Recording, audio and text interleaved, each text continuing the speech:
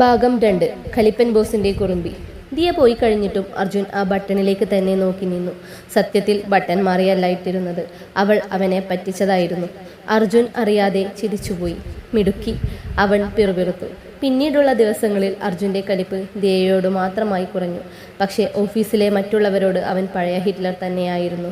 ഒരു ദിവസം ഓഫീസിലെ വിനു ദിയയുടെ ഡെസ്കിനടുത്ത് വന്ന് ചിരിച്ചു സംസാരിക്കുന്നത് അർജുൻ CCTVയിൽ കണ്ടു. വിനു ദിയയ്ക്ക് ഒരു ചോക്ലേറ്റ് കൊടുക്കുന്നത് കണ്ടതും അർജുൻ്റെ ഉള്ളിൽ ഒരു തീയാളി കത്തി. അവൻ ഉടനെ ഇന്റർകോം എടുത്തു. ദിയ, ഉടനെ എൻ്റെ ക്യാബിനിലേക്ക് വരൂ, അവൻ അലറി. ദിയ ഓടിച്ചെന്നു. എന്താ സർ, വീണ്ടും ബട്ടൺ മാറിയോ? അവൾ കളിയാക്കി ചോദിച്ചു. അർജുൻ കസാരയിൽ നിന്ന് എഴുന്നേറ്റ് അവളുടെ അടുത്തേക്ക് വന്നു. തനിക്ക് ഇവിടെ ജോലി ചെയ്യാനാണോ അതോ ചോക്ലേറ്റ് തിന്ന് വിനുവിനോട് സംസാരിച്ചിരിക്കാനാണോ ശമ്പളം തരുന്നത്? ഇനി ആ വിനുവിനെ തൻ്റെ അടുത്ത് കണ്ടുപോകരുത്.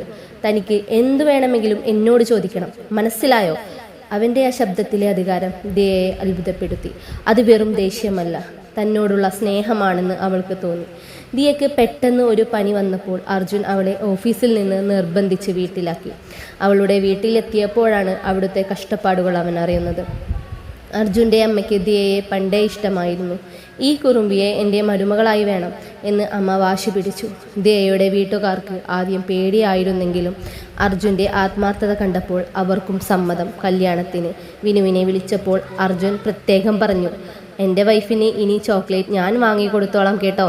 ഓഫീസിലെ ആ വലിയ ഹിറ്റ്ലർ തൻ്റെ പ്രിയപ്പെട്ട കുറുമ്പി പെണ്ണിന് മുന്നിൽ വെറുമൊരു പാവമായി മാറി.